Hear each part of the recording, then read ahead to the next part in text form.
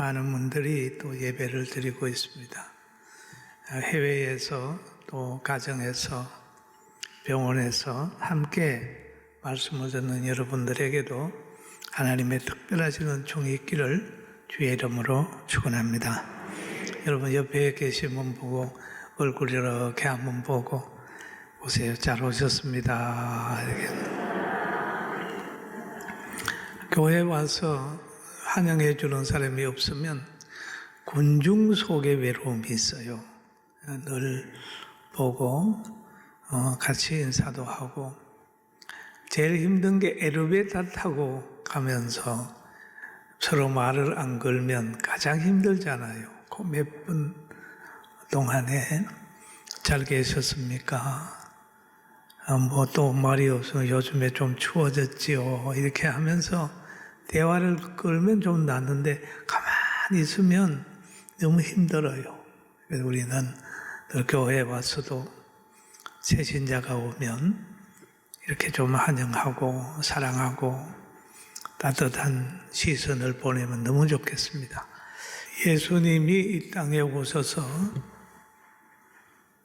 능력을 많이 행하셨어요. 귀신을 쫓아내고 병자를 고치고 많은 사람들에게 교훈을 하게 되니까 예수님의 권위와 그 모든 위치가 점점 올라갔어요. 어느 동네 들어가든지 그 동네 사람들이 병든 사람을 데리고 와서 예수님 앞에 다 고침을 받는 거예요. 예수님께 고침 받는 거예요. 그럴 때에 당시에 제사장과 장로들, 바리새인들, 나름대로 하나님 섬긴다는 사람들이 예수님을 이렇게 봅니다. 보는데 예수님이 자기가 하나님의 아들이라고 얘기를 한단 말이에요. 그러면서 죄를 사하는 권세가 있다고 얘기를 하니까 저분은 잘못된 분이다. 그래가지고 시기가 발동을 해가지고 신성모독죄로 예수님을 고소를 하는 거예요. 그것만 가지고 안 되니까 세금 내지 말라고 그랬다고 하는 그것과 여러 가지 것을 죄를 만들어 가지고 빌라도 법정에 고소를 합니다. 고소를 해서 어떻든지 십자가 처형하는 형을 받게 하기 위하여 한쪽에는 군중을 동원해요. 또 한 것은 빌라도가 로마 왕의 지배 아래 있으니까 또 그쪽까지 또 건드려 가면서 하니까 예수님을 빌라도가 재판하면서 나는 이분 죄 못 찾았다. 죽일 죄가 없다고 그랬을 때도 막 두 가지를 들고 몇 가지를 들고 나오면서 결국 무죄한 예수님을 십자가에서 달아서 죽게 만들었습니다. 그런데 예수님을 십자가에 달아 죽이면 여론도 예수님에게서 떠나고 또 예수님의 사역이 끝날 줄 알았는데 3일 만에 그만 부활하셨어요. 부활하셔가지고 제자들에게 하나님의 나라에 대한 이야기를 쭉 합니다. 제자들에게 그랬죠. 너는 예루살렘을 떠나지 말고 하나님의 약속하신 성령을 이곳에서 받아라. 그래서 제자들이 그 말을 순종하고 120명이 예루살렘 근교 조용한 마가의 다락방에 모여서 기도할 때 성령님이 임했어요. 성령이 임하게 되니까 권능을 받고 예루살렘과 유대와 사마리아와 땅끝까지 이르러 증인이 됐어요. 증인이 되면서 그 이스라엘 백성들의 잘못된 죄를 지적하는 거예요. 너희가 하나님의 아들 예수 그리스도를 십자가에 못 박아 죽였지만 그분은 부활하셨고 우리의 구주고 우리의 심판주다라고 하는 걸 알려줍니다. 그러니 우리가 의지하는 하나님은 무너지지 않아요.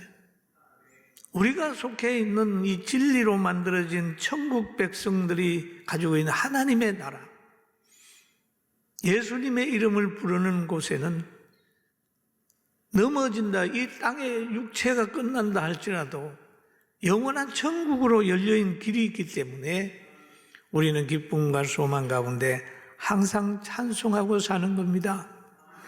아멘. 교회에 와서는 기뻐해야 돼요. 염려를 다 떨쳐버리고 기뻐하는 겁니다. 우리가 하고자 하는 모든 것을 계획하면서 제일 먼저 해야 될 생각이 있습니다. 이게 하나님으로부터 왔는가? 이것이 하나님이 기뻐하는 일인가? 이것이 영원하고 관계가 있는가? 를 먼저 생각을 해야 됩니다. 하나님으로부터 온 축복인가? 그럼 하나님으로부터 온 축복이라면 왜 나에게 이런 복을 줄까? 하나님은 나에게 어떤 일을 하라고 건강을 주고 어떤 일을 하라고 물질을 주고 어떤 일을 하라고 좋은 환경을 줄까? 라고 하는 생각을 해서 진리 안에서 계획한 대로 하나님의 뜻대로 가게 되면 하나님이 주신 복이 계속 이어진다는 사실을 믿게 되기를 주의 이름으로 축원합니다. 하나님은 땅에 씨를 뿌린 다음에는 나중에 거두게 하는 거예요. 거두게 하는 거예요. 여러분, 높아지는 비결은 종의 길을 통해서 가는 겁니다. 어떤 이 되기를 원하는 사람은 종처럼 되라 하는 거죠. 받고자 하는 욕구가 있거든 주는 것부터 시작을 해라.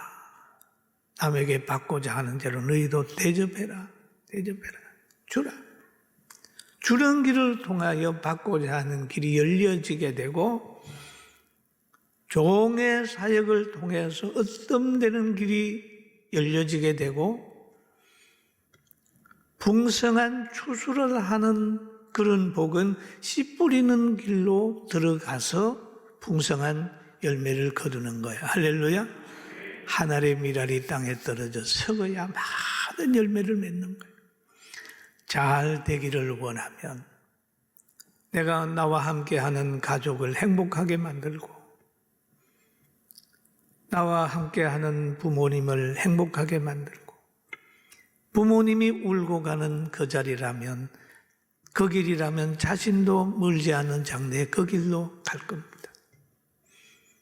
부모님이 행복하게 해가게 되면 멀지 않는 장래에 자기도 그 길로 통해서 행복한 길 가는 거예요.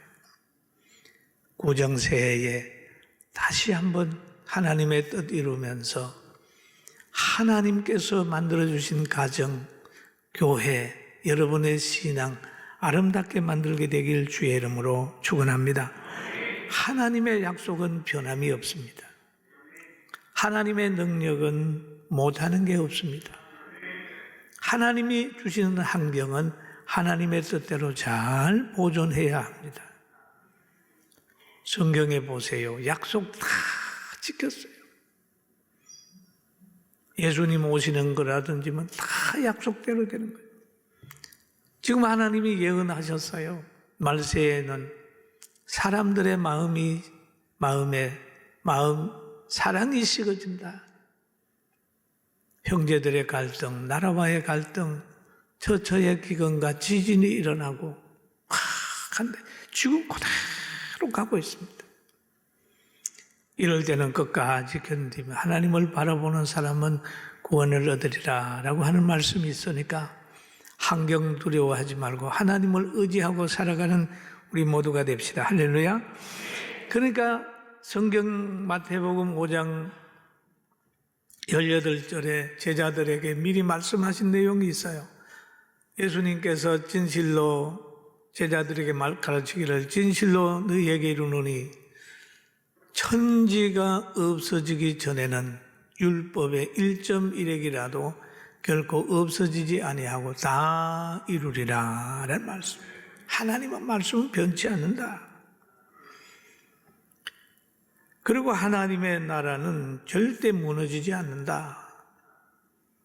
얼마나 많은 역사 속에 교회를 무너뜨리려고 그렇게 역사를 했습니까? 안 무너졌잖아요. 모든 나라는 무너졌지만은 2000년의 역사 속에 저 십자가 진 예수님의 나라, 주님이 세운 교회는 안 무너졌어요. 수없이 많은 어려움을 당해도 계속해서 성장해요. 여러분, 무너진 집에, 위태로운 집에 살지 말고 영원히 안 무너지는 그 성에 그분과 동행하게 되길 주의 이름으로 축원합니다. 우리예요. 복 받은 거예요. 그래서 성경을 이렇게 보면은 바울 사도는 감옥에 있으면서도 뭐라 그랬나요? 영광 받는 너희는 고난도 함께 받는다. 그 고난은 하나님의 나라 상급으로 연결이 된다. 그러므로 고난 올 때 좌절하지 말고 기뻐하고 즐거워하라 라고 얘기를 하고 있어요. 오늘도 기뻐하고 즐거워하는 한 주간이 되리고 한 해가 되기를 주의 이름으로 축원합니다. 그리고 쭉 보게 되면 이제 예수님께서도 보면 늘 하나님의 뜻을 우선 생각했어요. 가정에 대해서 하나님의 뜻이 뭘까요? 자신에 대해서 하나님의 뜻이 뭘까요? 부부에 대해서 하나님의 뜻이 뭘까요? 생각을 하면은 다 해결이 됩니다. 예수님 하나님의 아들로서 하나님 앞에 어떻게 해야 될까요? 예수님은 기도했습니다. 마태복음 26장 39절에 보면 이런 말씀이 있습니다. 같이 한번 보실까요? 조금 나아가서 얼굴을 땅에 대시고 엎드려 기도하여 이르시되 내 아버지여 만일 할만하시거든 이 잔을 내게서 지나가게 하옵소서. 그러나 나의 원대로 마옵시고 아버지 원대로 하옵소서 하시고 지나가게 하시고란 말이 있죠. 예수님도 인성을 가지고 계시기 때문에 십자가 지는 거 고통스럽습니다. 그거 아셨어요. 그 얼마나 고통이 서러웠는지 엘리 엘리 라마 사박다니 그렇잖아요. 하나님의 나를 버리십니까? 할 정도로 고통스러움이 있었어요. 예수님 그거 미래를 아니까 아셨잖아요. 그래서 하나님 앞에 아버지 이 잔을 내게서 지나가게 할 수 없어요. 그러나 결론은 내 뜻대로 하옵시고 아버지 뜻대로 해주세요. 내가 십자가 지는 것이 하나님의 뜻이라면 내가 감수할게요. 고통당할게요. 그게 주님의 마음이었어요. 아버지 뜻에 완전히 순종했습니다. 그럼 우리는 살아가면서 가정에서 아버지 뜻이 뭘까요? 남편들에게는 남편들아 아내를 사랑하기를 자기 몸같이 하라. 예수님이 교회를 사랑한 것 같이 해라. 그 하나님의 뜻이에요. 아내들이여 남편에게 순종하고 복종하고 존귀하게 여겨라. 하나님 말씀하셨어요. 자녀들아 주 안에서 너희 부모에게 순종하라. 이것이 옳으니라 라고 얘기를 하죠. 또 아비들아 자녀를 노엽게 하지 말고 주의 교양과 훈계로 양육하라 라고 얘기를 하지 않습니까? 그런데 우리는 육을 가지고 살아가면서 이 말씀대로 못 살았어요.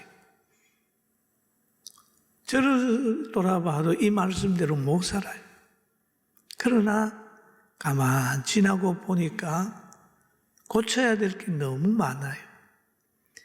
여러분도 예외가 아닐 수 있어요.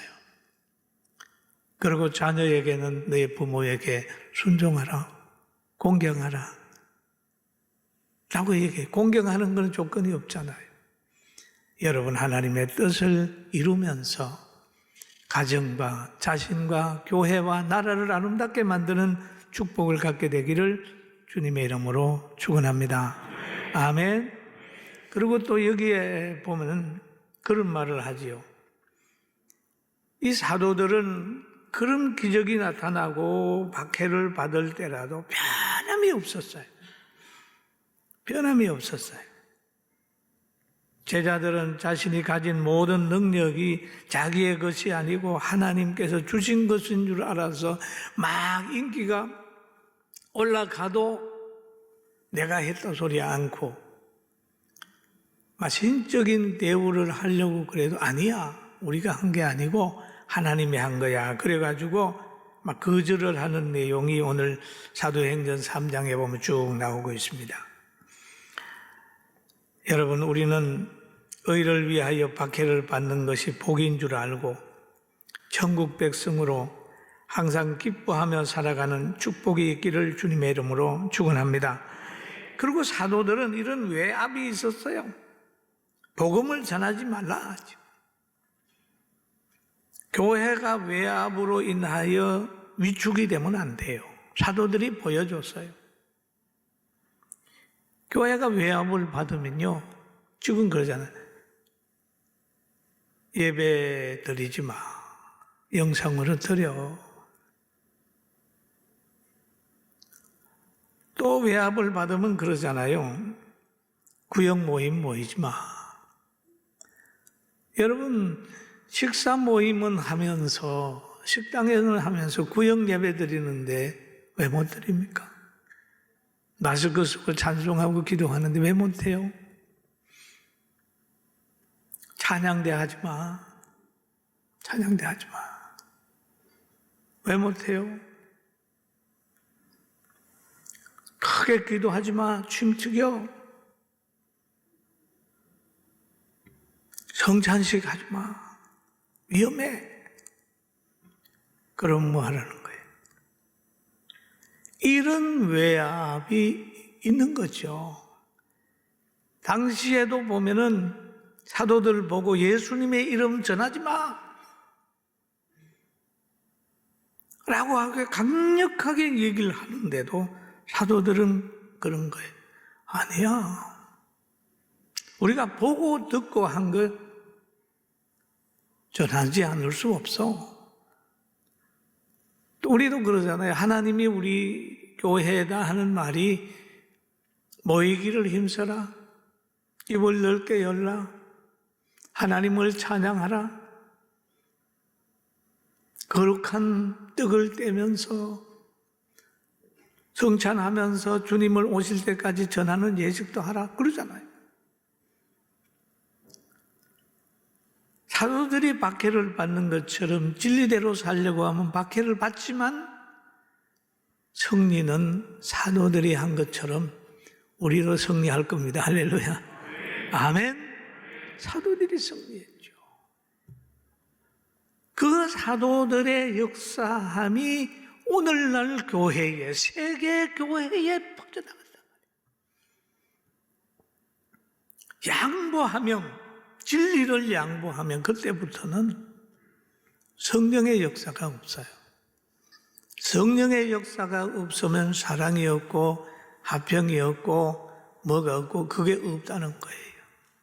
그리고 오늘 우리는 성령의 역사를 따라서 날마다 하나님 말씀에 순종하며 예배하며 찬양하며 부르짖어 기도하며 구역 모이면서 하나님께 영광을 돌리면서 생명 운동 잘 하게 되기를 주의 이름으로 축원합니다. 그래서 그들은 사도들을 때려서 놓고 막 그랬지만은 사도들은 사도행전 5장 42절에 이랬습니다. 그들은 날마다 성전에 있든지 집에 있든지 예수는 그리스도라고 가르치기와 전도하기를 그치지 아니하니라. 전도하기를 그치지 아니하니라 라고 했습니다. 그치지 않게 되길 주의 이름으로 축원합니다. 그리고 우리가 지금 얼마 동안 봅니까? 이 자유라고 하는 단어가 요즘에 잘 안 써져요. 자유. 우리 오늘 장로님 기도할 때도 자유 얘기를 했잖아요. 자유. 과거에는 자유라는 말을 많이 썼어요. 자유 대한민국. 그런데 이제 자유라는 말이 어디로 가버렸어요. 인권이라는 말도 요즘 잘 안 쓰고 알 권리라는 말도 잘 안 써요. 성직이라고 하는 단어도 요즘 안 씁니다. 종교인 가세가 이루어진 다음에 성직자라고 하는 말을 잘 안 씁니다. 희생 봉사보다는 다 봉급받는 사건으로 다 바뀌어버렸습니다. 또 옛날에 어르신들은 논사는 훈련소 딱 가게 되면 인사가 멸공입니다.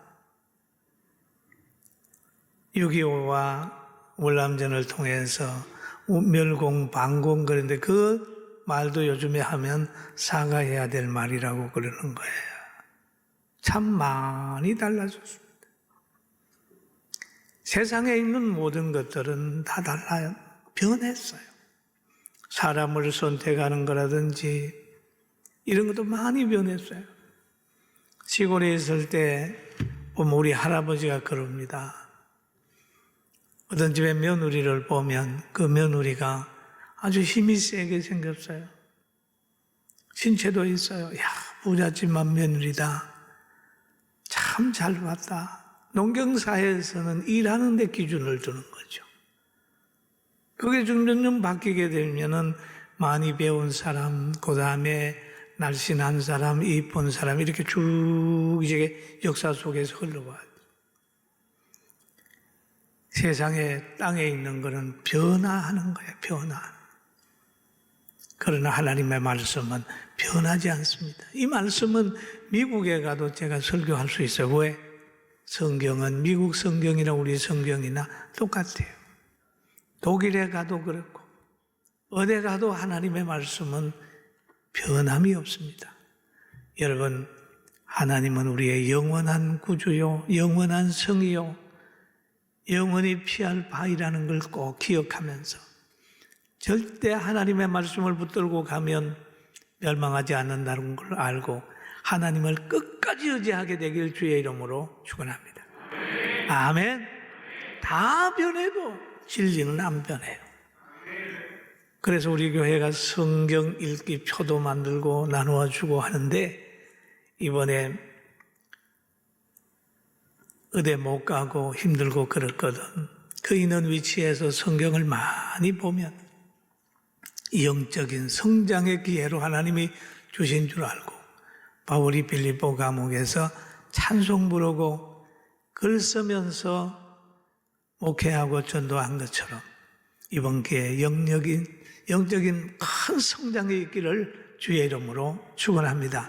기도드리겠습니다. 지금은 우리 주 예수 그리스도의 은혜와 하나님 아버지의 큰 사랑하심과 성령님의 역사하심이 오늘 함께 말씀을 들은 모든 성도들과 가정 위에와 이 나라의 민족 위에와 우리 어린 아이들 위에와 사랑부와 성민원과 선교사들과 우리 모든 성도들 가정 위에 지금부터 영원 무궁토록 함께 있을지어다.